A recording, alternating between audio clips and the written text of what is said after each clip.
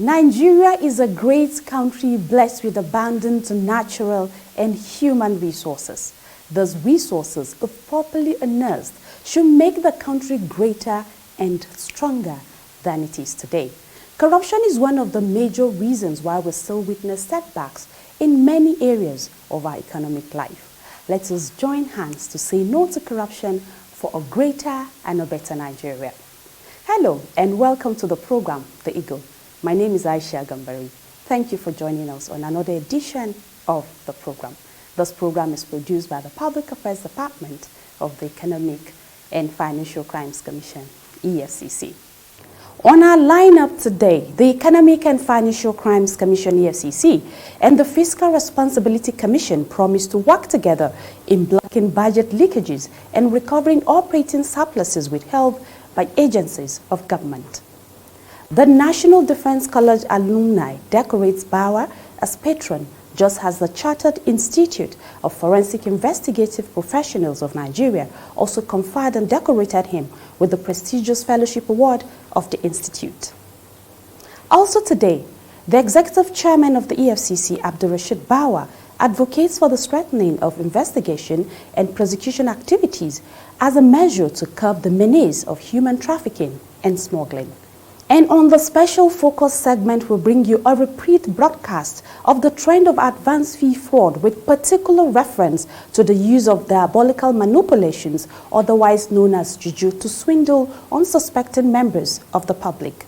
And the EFCC is waging a concerted war against this menace. Please stay tuned. The details of those will come your way shortly after taking this message from the Executive Chairman of the EFCC. Hello out there. My name is Abdulrashid Bauer.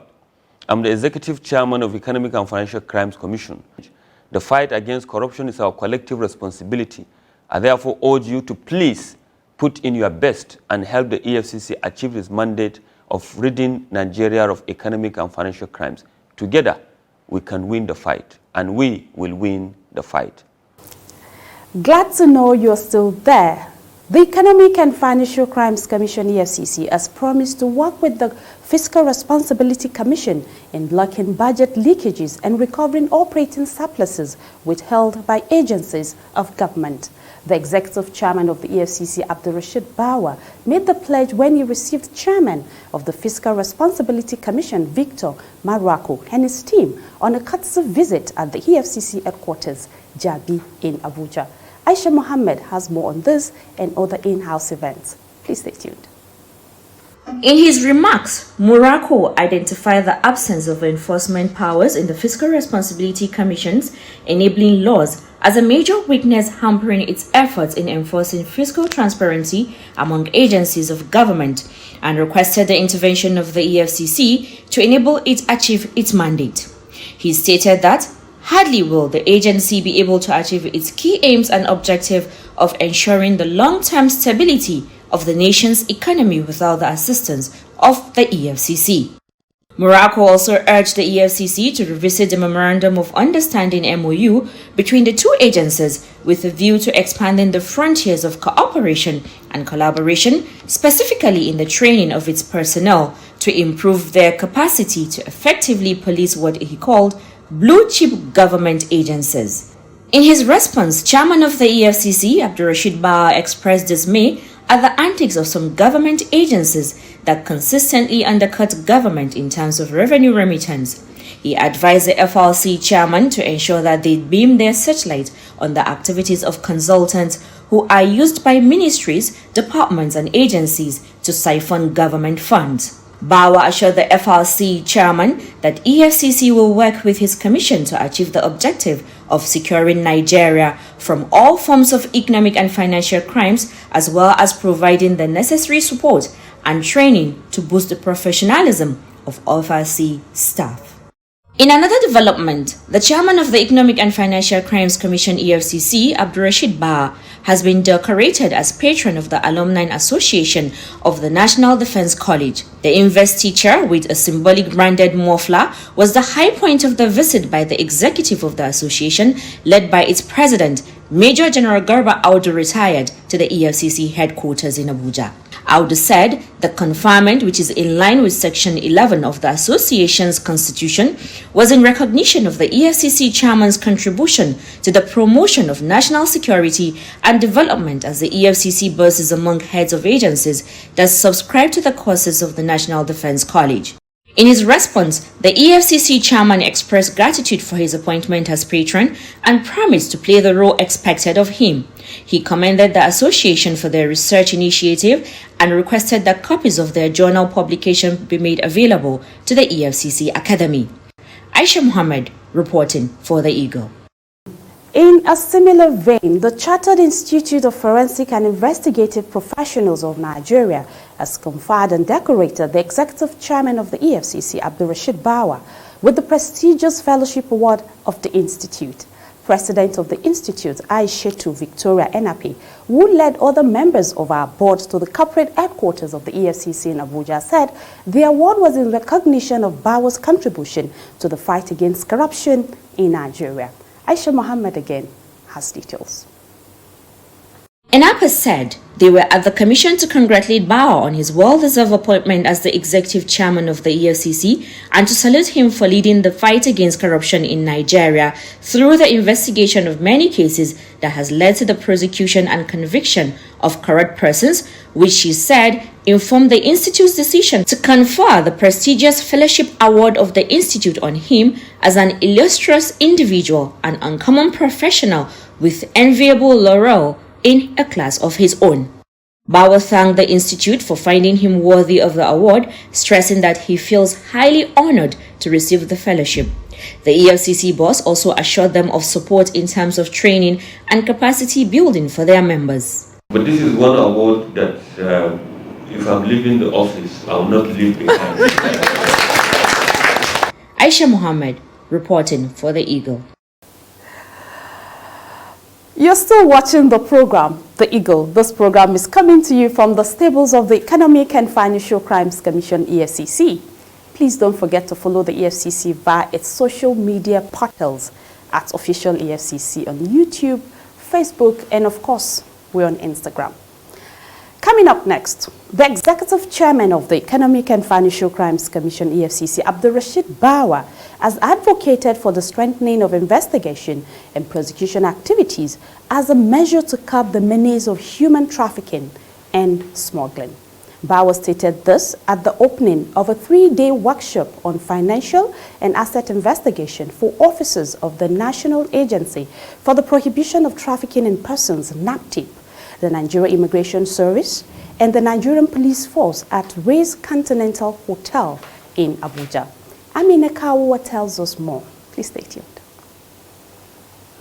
Bawa, who was represented by the Commandant, EFCC Academy, Ayo Olonihi, said strengthening prosecution will uphold the rule of law, ensure community safety, protect victims, and help to prevent future crime by convicted offenders. The EFCC boss also emphasized the need to train and equip investigators in order to stop financially motivated crimes, as it is obvious that most trafficking in persons and smuggling of migrants, regardless of type, is motivated by the financial incentive in mind. He said, the training of officers saddled with the investigation of human traffickers will greatly enhance the achievement of the 5-point agenda: policy, prevention, protection, prosecution, and partnership adopted by the United Nations and other countries, Nigeria inclusive. Bawa highlighted the focal areas of the training workshop to include overview of financial investigation, evidence gathering, documentation and report writing, financial investigation methodology and process, asset investigation into human trafficking, asset tracing and management, overview of financial forensic fraud models, legal framework for asset tracing, seizure and forfeiture in a borderless crime, among others. The Director General NAPTIP Senator Bashir Mohammed, in his remarks, noted that human trafficking is rated after drug trafficking as the largest criminal activity in the world. He disclosed that after the training workshop, NAPTIP will establish a financial investigation unit to be domiciled in the investigation department to ensure that proceeds of trafficking in persons are traced and forfeited to the federal government. Amina Kawa reporting for The Eagle. Thank you, Amina. Next on the program is the special focus segment where we represent a special report on advance fee fraud. In this report, Aisha Mohammed brings you a blow-by-blow account of how the EFCC is waging a concerted war against advance fee fraudsters, also known as 419. These elements claiming to have supernatural powers to solve diverse problems, perform various rituals, and employ prayers and so many antics of deception to convince their victims and make them part with hard-earned money. This act of obtaining money by false pretense is what is popularly referred to as 419 in the Nigerian parlance. And this genre of fraud got its name from section 419 of the Nigerian Criminal Code, which describes the crime. Please stay tuned. It is often said that an average Nigerian is very spiritual. Obviously, the prevailing economic hardship has turned many into miracle seekers of sort. They want instant solutions to their financial, health, emotional, relationship, and academic challenges, among others. As a result, they wander from one religious institution to another. But beyond seeking the face of God, some, out of sheer desperation, have been found to have carried their eggs to the wrong market by willfully patronizing individuals who engage in black magic and related acts otherwise called juju, with the hope of getting guaranteed results. This has made many fall victims to criminals who have resorted to exploiting their naivety and desperation to extort them. The incidences of advance fee fraud was prevalent before the establishment of the EFCC in 2003. Not only did fraudsters capitalize on the use of false diabolical powers to swindle their victims, many Nigerians and even foreigners with genuine business proposals ended up falling victims of fraudsters who present fake business proposals for non-existing investment opportunities. The Economic and Financial Crimes Commission EFCC, waging a determined war against this genre of fraud in 2005, unraveled a huge incidence of advance fee fraud in which a Brazilian bank was swindled of the sum of $240 million by a 419 syndicate led by Manuel Nwedi. The commission arrested members of the syndicate and recovered the money, which was restituted to the bank. Not relenting in its effort to rid the country of activities of fraudsters, operatives of the commission have continued to arrest notorious fraudsters and break up syndicates that have defrauded thousands of innocent victims of money and other valuables by carrying out calculated raids on their hideouts, sometimes hidden inside thick forests across the country. Come!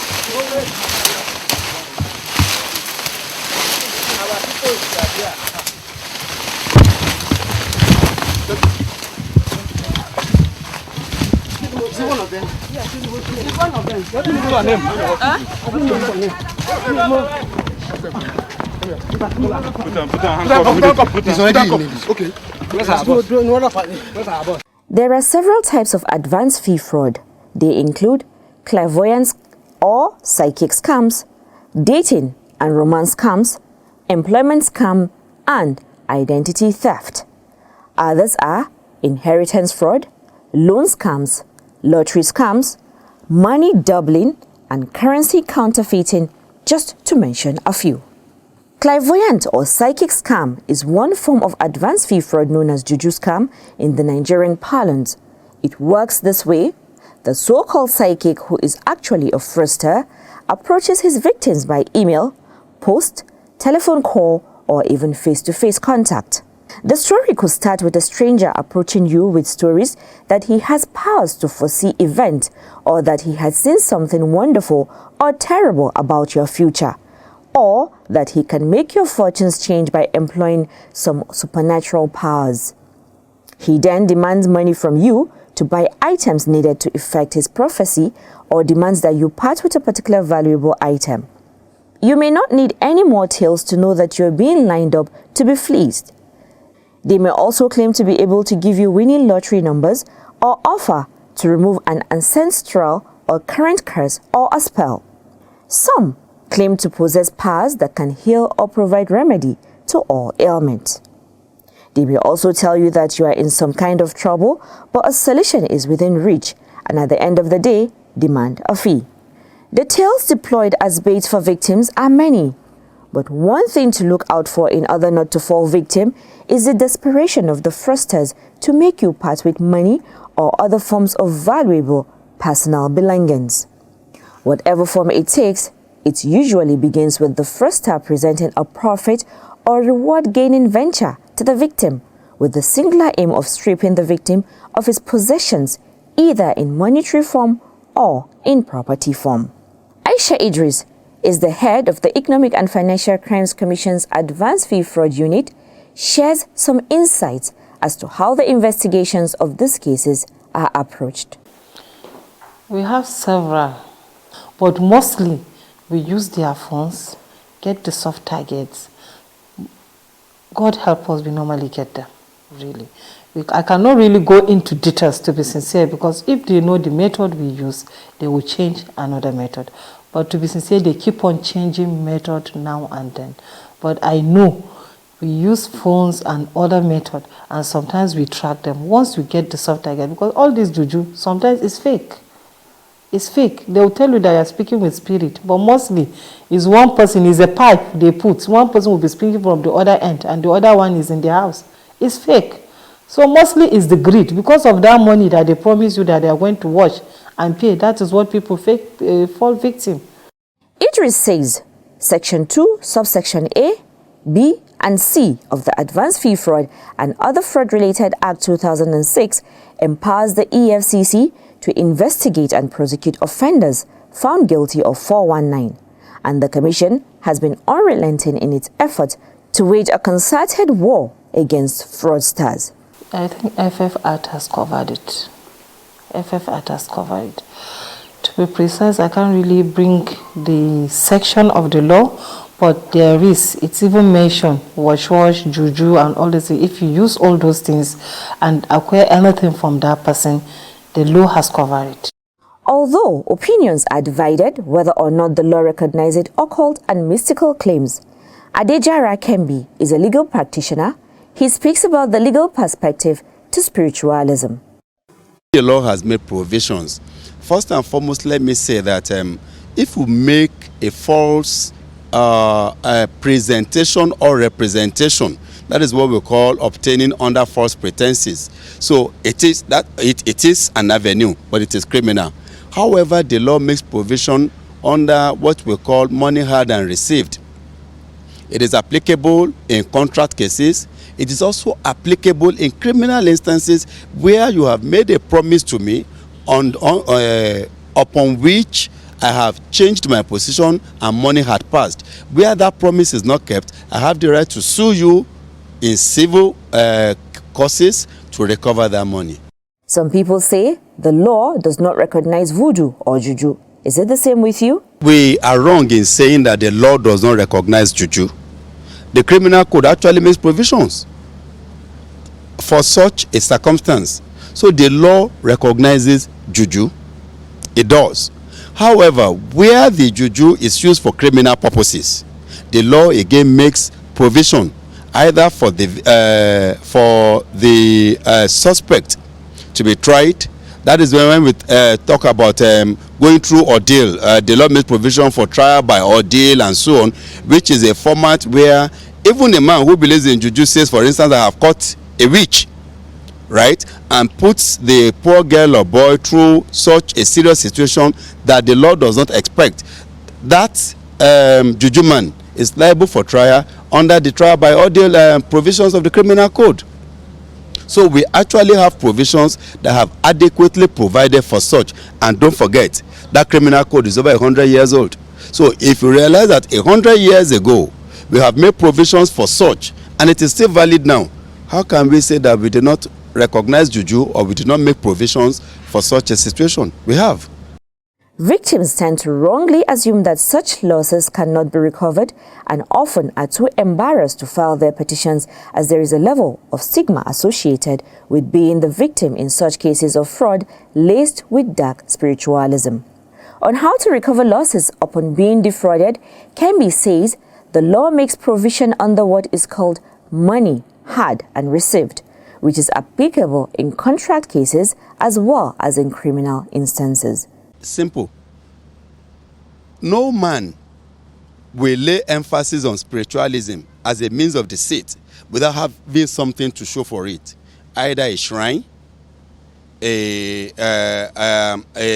concocted place where something is said to go on. Those are the evidences that you need to prove to show that, look, this man has shown me this as a basis upon which I parted with money, I parted with property. Right. However, even the Evidence Act had even made it a little bit simpler now by virtue of the recent amendment that was made. All you need is a picture or a recording of such and a certificate from the hand of the person who did the recording. So you are no longer required to carry the shrine to the court. Because, in fact, sometimes, you know, Nigerians, for what we are, even if the judge says the shrine, the judge might run. Do you think the spiritual tendencies of individuals defrauded through this means is responsible for their gullibility? We do. We do. From the presidency to the laborer, all of us tend to be spiritual in one way or the other. And that spirituality marks our action, whether positively or negatively.